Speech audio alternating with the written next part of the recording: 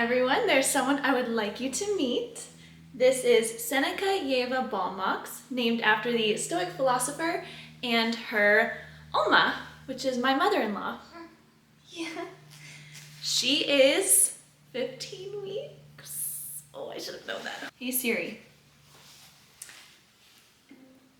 How many weeks since December 3rd, 2022? Oh, 14.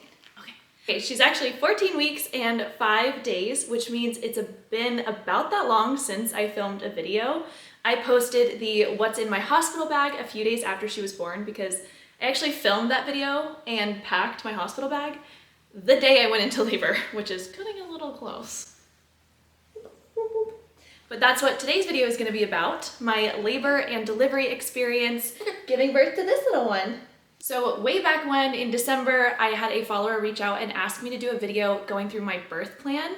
And I never got the chance to because Seneca came much earlier than I had expected. So I am going to include all of the things that I wanted in my birth plan in this video. And spoiler alert, it went exactly to plan. It was a wonderful birth experience, but I'll just go through some of those things and why I made those decisions so that if you're putting your own birth plan together, you can consider some of these things. So our story actually starts back when I found out I was pregnant. If you saw that video, you'll know that we were really trying to get pregnant, and we did, and then we had a miscarriage, and then we got pregnant again with this little one. So while we were trying to get pregnant, we were also planning on where we wanted to have the baby. So my husband is from Latvia, and I was not prepared to give birth there. I have a pediatrician for a brother-in-law, and his wife is a neonatal doctor, and they both don't love the birthing culture in that region. And then in the US, where I'm from, it costs an arm and a leg to give birth, especially if you don't have insurance, which we don't because we don't live here. So we weren't exactly sure where we were gonna have the baby until some friends of ours found a doctor in Cancun, and they absolutely loved her. They've had 2 kids with her now, and they told us to reach out to her and get in touch, see if we were a fit, and if we liked the hospital and the region, etc., etc. So that's what I did, and her name was Dr. Jerry, and I am obsessed with her. She is an angel, and when we sat down for the first time to go over how I expected my birth to go, her ideal birth experience was exactly the same as mine. In fact, it was better. So once I knew that I was going to love my doctor, we made the decision to pack up and move to Cancun in October when I was 8 months pregnant. Yeah. I did a whole video talking about flying pregnant, which was a nightmare. I do not recommend. So we lived in Cancun from the beginning of October to the beginning of December, when on December 2nd, around 1 in the afternoon, I did a physiotherapy session with a lady that my doctor, Dr. Jerry, had recommended. And it was supposed to be some light activity to open up my hips, for example, and just kind of keep me active while heavily pregnant, and it ended up putting me in labor. I'll insert some clips that I have from that session. It was a little bit intense, and I think that's why it kind of got labor kickstarted, because this was, like I said, December 2nd, and she wasn't due until December 11 to 14, so she was almost 2 weeks early. Yeah, so I'm pretty sure that this physiotherapy session kickstarted my labor, because a few hours later, around 5 p.m., my dad had just flown into Cancun and rented a car, which thank goodness, because we needed it to get to the hospital. So we were all just sitting around the pool catching up, and around 5 p.m. I remember feeling some light cramping. And I was like, oh, these must be Braxton Hicks. And I did not at all think that I was gonna go into labor until around dinner time, 2 hours later, like 7, I'm like, okay guys, these are like period cramps now. And then at 10 p.m., I'm trying to fall asleep, and it is incredibly painful. Oh, yeah, it was you were coming. My mom was rubbing my back, trying to ease the pain a little bit, my husband made me a bagel, but I just couldn't eat. I didn't finish dinner. I was just in a lot of pain. And I still didn't think I was going into labor. I thought it was just like pre-labor cramps. But I'm not able to sleep, so my mom stays up with me and we're just talking on the couch, and then I'll start having a contraction and she'll help me breathe through it. And then, you know, we'll talk for a little bit. I didn't start timing my contractions, but they really did feel quite intense, and around midnight, I started thinking, okay, this could really be the real thing. So I texted my doctor and let her know that I think labor is starting. My mom and I continued to just breathe through the contractions and talk. I did not have a doula, and the reason that I chose not to have a doula is because I knew my mom was gonna be so good as a birthing partner. I just know her personality and how she is, and I was spot on. She was absolutely great. So she really helped me, get through this tough part, laboring at home. Around 3 a.m., I thought that I had to have been 7 centimeters dilated because I was in so much pain. I remember it was incredibly uncomfortable. I was timing them on the app, and I don't know if I was using it wrong, but I swear my contractions were happening every 2 minutes or something. So they seemed really frequent and quite intense. So I thought, holy moly, like this baby's gonna come and I'm gonna be at home, which maybe every first time mom has that experience because you just don't know what it feels like. So you're worried, like, what if I have the kid in the car on the way to the hospital? I think we all have that thought. But I wake everyone up, well, my dad and my husband, I wake them up and I tell them to get ready, we're going to the hospital. Earlier in the day, when I told them that, you know, with the plan, I was like, okay, if this really is labor, I'm gonna wake you guys up, but we're gonna have time so you can, you know, shower, have coffee, we'll take it slow, we'll get to the hospital, and then we'll see. In the moment though, I was like, Dad, why are you making coffee? I'm in so much pain, we have to get out of here. And I was like trying to rush them. My bag was packed, I was ready to go. We get in the car, we drive to the hospital. My doctor is already there giving birth to, helping another woman give birth. And so when she finished that, it was like perfect timing. She came down and got me, she put me in an exam room and she checked. Yeah, this is the funny part. I was 1 centimeter dilated, 1 centimeter. Now I was in labor, so I wasn't wrong about that, thank goodness. But the fact that I was only 1 centimeter blew my mind. But I will be honest, it actually did help with pain management because I'd never given birth before, so I didn't know what the pain felt like, and that sort of calibrated it for me. So once I was able to say, okay, this level of pain is a 1, I got to prep for more pain. I was able to be like, okay, I can actually manage this, it's okay. And my doctor recommended that I go back home. This was actually part of my birth plan. I wanted to labor at home for as long as possible. I'm more comfortable at home. I don't have to be, you know, worried about, yeah, I know. Sometimes if you're in a hospital, you're worried about how you're acting or if you're screaming too loud or something. I just wanted to be able to do my own thing, whatever I wanted to do at home. So it's 3 a.m. She says, go home, try to labor for 3 more hours. See if you can just get to 6. I was like, okay, I can do 3 hours. And she said, by the way, I have a scheduled C-section at 7:30. So if you do come in at 6, we'll get your epidural started, and you know, then you'll just be in the birthing suite, and I'll come get you after my C-section. Or you can try to labor all the way until after my C-section, around 8:30. No, wait, sorry. Her C-section was for 6:30. She was gonna finish at 7:30. Yeah, so she was like, or you can go another hour and try to labor until after my C-section, and then I'm all yours. So that was the second item on my birth plan. I did want the epidural. I always knew that I wanted the epidural, and I wanted what's called a walking epidural, which means that you're not so numb that you can't get up and move around and stay active during labor. I didn't have a catheter, and my anesthesiologist, Felix, was a godsend. He never left my side, and he's also able to give epidurals at any point during the birth. So something that happened with my aunt, little side story, both of her births were so quick that she wasn't able to get the epidural that she wanted on both births. So she had to give naturally because her labors were so quick.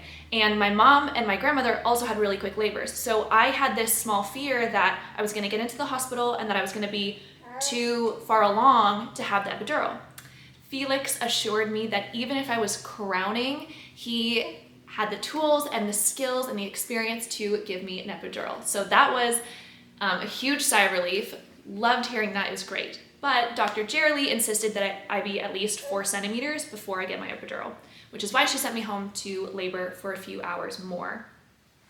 So I'm at home, I'm walking around the pool, I'm watching TV, I'm in the shower, the warm showers. I'm just trying to switch up my environment because it helps the time pass, it helps get through the different contractions because it's not all, samey. And we would just do laps around the pool, and then when I'd get a contraction, I would drop down into a squat and I would just breathe through it, and then I'd get up and then I'd waddle along. And this is my husband and my mom laboring with me now. We're just waiting for that time to pass, and I think I did pretty well for a first timer. 7:30 rolls around, I was done, I was ready to be in the hospital, I wanted my epidural, I had to have been at least 4 centimeters. So we get to the hospital, we wait for Dr. Jerry to finish up her C-section, she comes outside to get us. I'm still just walking as much as I can, dropping down into a squat, breathing through those contractions, and then getting up to walk more. She brings me to the exam room, she checks me, and I am just barely 4 centimeters, thank goodness. I was able to get my epidural. So they bring in the IV, and they're doing the IV, and that takes, I'm gonna get this wrong, but a minimum of 15 minutes. And within the time that she checked me at 4 centimeters to, this is crazy, to them finishing the IV drip, which they needed to give me before the epidural, my pain levels shot through the roof. I went from walking around, squatting, and breathing through contractions to not even being able to think properly. I was like in this, you go into like a comatose kind of state where it's just pain, everything's blurry, you're not thinking. I was crying. I remember I was like moaning, kind of screaming through the pain. Yeah, I don't even remember contractions at this point. I just remember just pain. And it turns out, right before they gave me the epidural, she checked me again, I was 9 centimeters. So in the span of an hour from getting to the hospital, I went from 4 to 9 centimeters, and I felt the pain of contractions at 9 centimeters, which I never anticipated. I really wanted to have my epidural, but it's an interesting experience, and I'm so very glad that I got the epidural when I did. So once the epidural kicked in, we were smooth sailing. We were playing country music, we were making jokes with the nurses, we were just having a full-blown good time. So a few more items that were on my birth plan were that I wanted to be able to set the atmosphere in the delivery room. So I wanted to be able to play music. If I wanted candles or scents, I wanted to be able to have those things, like essential oils, for example. I ended up not having any of that stuff because I wasn't prepared. She came much earlier than I thought. Apart from the music, we did have music, and it was just a really fun atmosphere. Like, we were all really excited. My husband got queasy and nearly passed out, which was quite funny. I did expect that though. He doesn't do well with these kinds of things. Another thing on my birth plan was that my OBGYN would not leave my side. She came, checked me at that 4 centimeters, and then since then she had been with me the entire time, talking me through it, explaining what was going on, where I was at. I don't know if it's like, I'm very competitive, I'm a milestones person, so when she would tell me how many centimeters I was, that was like motivational and encouraging for me, or what was going on in the birth. Yeah, like when she could see the top of your head, for example. Yeah, that was really cool. And my mom filmed the entire thing. She was like documentary style, explaining everything on her phone. It was really funny. It's a little graphic and personal, so I'm not going to play any of those clips, but I am glad that I have it from memory. So do consider filming or photographing the experience because you won't regret it later. So about an hour, I think I got my epidural around 10:30, and then about an hour later, around 11:30, I was ready to be wheeled from the birthing suite to the delivery room. So we get in the delivery room, everyone gets ready, my mom and my husband are on either side of me, and yeah, it was time to rock and roll. It was time to push. I don't remember how long I pushed for, but it felt really quick, like maybe only 3, 4, or 5 times. I do remember that part of my body wasn't actually numb, so I could feel when the contractions were coming, which was super interesting, so I actually did know when to push. I did have a vaginal birth, which was part of my birth plan, of course. I only wanted a C-section unless it was absolutely necessary for mine or Seneca's health. But luckily there were no complications during the pregnancy or the birth itself. The other thing is that I didn't want an episiotomy. I didn't really know. I went back and forth between whether to get one or not. And my doctor recommended not to get it because the episiotomy, usually doctors cut a sort of standard length and you might not tear that much. So it can be a bit of a gamble, but my doctor assured me that she could massage my perineum and stretch it out enough to prevent a ton of tearing, which she did. My tearing was very minimal, so I only had a few stitches and I healed up quite quickly. As soon as she was born, they just threw her right onto me. We had our golden hour of skin to skin. Again, that was a big part of my birth plan. Another thing I wanted was delayed cord clamping, which is when they don't clamp the umbilical cord right away. They let some of the blood from the placenta still get into your baby. However, Dr. Jerily what she does is she lets all the blood drain. So it's like the most extreme form of delayed cord clamping, and Seneca got all the blood from her placenta before it was clamped and her father cut it. So I was really pleased that that was the thing. At the hospital I was at, Galenia, you can't take your placenta home, but that wasn't something I was interested in. But that is typically something that you would think about and put on your birth plan if you want to keep your placenta. I have a girlfriend who did, and she turned it into some pills because it's just packed full of like vitamins and nutrients. And then a few other things on the birth plan that I wasn't too particular about. I just followed my doctor's recommendation. That was not bathing Seneca in the hospital or even for the first few days, and giving her the vitamin K eye drops right when she was born. After her birth and golden hour, they wheeled me back into my birthing suite. I have a little video of what that looks like in case you're curious, where we just got to know her, and her grandparents and her dad took turns holding her. I breastfed her for the first time, and once my OBGYN, Dr. Jerily, saw that Seneca was feeding, then she left us to be with her. And that was it. We were in the birthing suite. I had some food. I think we We ordered Uber Eats. I think I got like a Frappuccino from Starbucks or something, which on my birth plan, I wanted to make sure that I could eat during labor. I am not a fan of this whole like ice chips thing. You're giving birth, you need the energy. And Dr. Jerily assured me that that wasn't an issue. It ended up being a, moot point because my labor was so fast that I wasn't even thinking about food. Yeah, you came real quick. I wasn't hungry or thinking about food or anything like that, but after, in the rest of the day and the following day, I was able to have food.